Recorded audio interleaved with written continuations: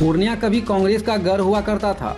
पूर्णिया सदर विधानसभा सीट भी कांग्रेस के खाते में हमेशा से रही है, मगर उन्हें सफलता हाथ नहीं लगी। एक बार फिर विधानसभा चुनाव से पहले पूर्णिया कांग्रेस में जान फूंकने की कवायद तेज हो गई है। कांग्रेस के राष्ट्रीय सचिव और बिहार प्रभारी शाहनवाज आलम का पूर्णिया दौरा चल रहा है। उन्होंने यहां कांग्रेस कार्यालय गोकुल कृष्ण आश्रम में कार्यकर्ताओं के साथ बैठक कर आगामी विधानसभा चुनाव की रणनीतियों पर चर्चा किया। उन्होंने कहा कि कांग्रेस अपनी नीति के आधार पर चुनाव लड़ने का मन बना रही है। संगठन में जो कमी है उसे दूर किया जाएगा। जहां पर मेरा हक और अधिकार बनता है वहां हम एक इंच छोड़ने के लिए तैयार नहीं हैं। उन्होंने कहा कि पलायन, बेरोजगार सहित अन्य मुद्दों को लेकर कांग्रेस चुनाव मैदान में उतरेगी। वहीं उन्होंने नीतीश मंत्रिमंडल विस्तार के बारे में कहा कि एनडीए के अंदर तख्ता पलट हो गया है। बीजेपी जो चाह रही है वह नीतीश कुमार से करवा रही है। नीतीश कुमार की रिमोट कंट्रोल अब बीजेपी के हाथ में है। बेटे निशांत कुमार को हर पार्टी समर्थन कर रहे हैं, कह रहे हैं कि राजनीतिक में निशांत को आना चाहिए। कांग्रेस पार्टी क्या समर्थन देगी? अब आके करेंगे क्या? उनके तो सामने ही उनका राजपाट कल लुटा गया। 7 लोग जो उसमें नए मंत्री बने हैं, मुख्यमंत्री की पार्टी का एको आदमी उसमें नहीं बना। अब वो निशांत जी क्या कह रहे हैं, क्या नहीं कह रहे हैं, उनका मुद्दा है। लेकिन मुझे लगता है कि कल एक बहुत बड़ा तख्ता पलट एनडीए के अंदर हो गया है और अब नीतीश कुमार जी सिर्फ कार्यवाहक चेहरा हैं।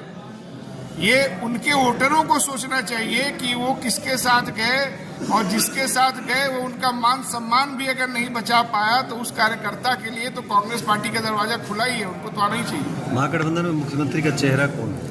ये तो अभी बैठ के तय होगा, हमारा नेतृत्व तय करेगा।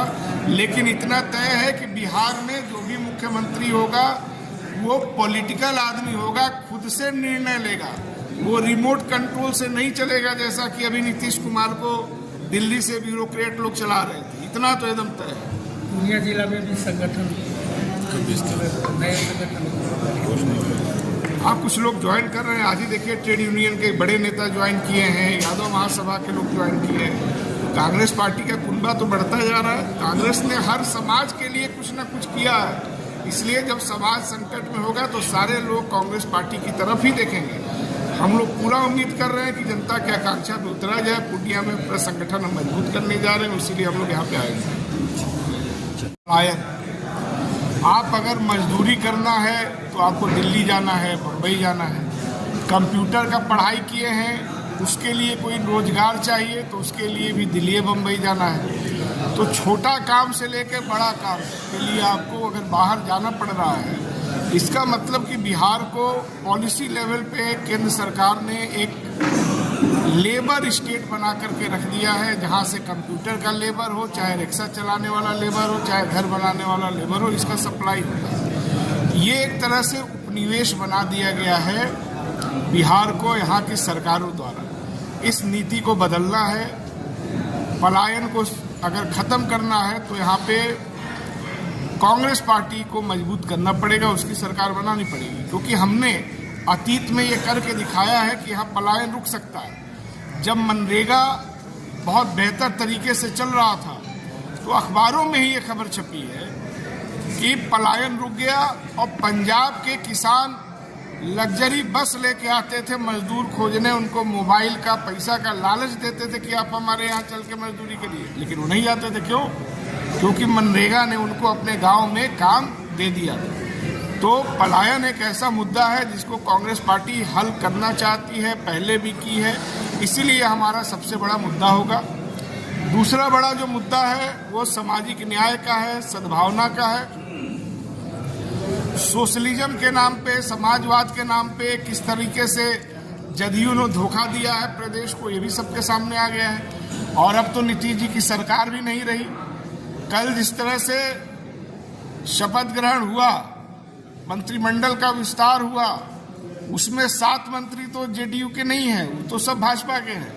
जेडीयू का एक को नहीं है उसमें। इसका मतलब कि कल जो जेडीयू की सरकार थी उस पे कल भारतीय जनता पार्टी ने कब्जा यहाँ कर लिया है। 36 में अगर उसके 22 मंत्री हो गए और जेडीयू का सिर्फ 13 मंत्री हो गया, इसका मतलब कि सरकार को रिमोट कंट्रोल से भाजपा चला रही है, वो जो चाह रही है वो कर ले रही है। तो ये बिहार के स्थिति को दिखाता है कि यहाँ का मुख्यमंत्री कितना कमजोर है कि उसको रिमोट कंट्रोल से संचालित किया जा रहा है, ब्यूरोक्रेसी के लोग चला रहे हैं। और ये बिहार के जनमत का जो एक एक आदमी यहाँ वोट दे करके भी अगर नीतीश जी की सरकार बनवाया था, विपक्ष की बात नहीं कर रहा हूँ, जो उनके समर्थक उनको वोट दे के सरकार बनाए थे, उनका भी अपमान नीतीश कुमार जी के सामने कल हुआ है। ये बड़े शर्म की बात है, ये बिहार का अपमान है।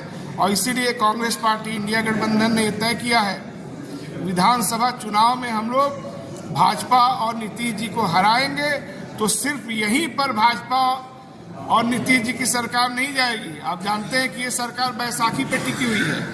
अगर बिहार में एनडीए हारता है, राजग हारता है, तो फिर सीधा दबाव पड़ेगा केंद्र सरकार पे। अगर यहाँ इंडिया गठबंधन जीतता है तो दिल्ली में भी मोदी सरकार की विदाई हो जाएगी। इसलिए हमारे लिए चुनाव बहुत महत्वपूर्ण है और उसको हम लोग समझते हुए हमारे तमाम जो कार्यकर्ता हैं, नेता हैं, दिन रात मेहनत कर रहे हैं। नीतीश कुमार के बेटे निशांत बिहार के उप प्रभारी शाहनवाज जी का कार्यकर्ताओं के साथ जिला में बैठक रखा गया था। इसमें काफ़ी मजबूत लोग पार्टी में ज्वाइन भी किए हैं, जिसमें अरविंद सिंह जो पूर्व शिक्षक, रिटायर्ड शिक्षक, वो भी ज्वाइन किए हैं। और यादव महासभा के अध्यक्ष जो है वो भी ज्वाइन किए हैं। लाल मोहन चौधरी जी ज्वाइन किए हैं। और आज बैठक में हमारा जो प्रदेश की तरफ से जो पार्टी का विस्तार को एक सर्टिफिकेट देंगे और पार्टी में मजबूती लाने के लिए पूरा बृहद पैमाने पर तैयारी की चर्चा होगी। जो शाहनवाज साहब आए हैं, उसके बाद हमारे जो बिहार के प्रभारी बने हैं कृष्णा अल्लाह जी, वो भी आएंगे अगले महीने। तो उसमें विस्तार पर कांग्रेस पार्टी चर्चा करेगी। क्या लगता है चुनाव की तैयारी शुरू हो गई है? चुनाव तो 2025 में होना है और चुनाव का तैयारी तो करना पड़ेगा, क्योंकि बिहार में 2025 में चुनाव है। उसी के तैयारी के चलते हमारे जो बिहार के प्रभारी आए हुए हैं, उसी का समीक्षा होगा और कैसे हम लोग मजबूती से चुनाव लड़े, कैसे ज्यादा से ज्यादा सीट लाए और हम लोग का महागठबंधन का सरकार बने, इसके लिए हम लोग आज बैठे।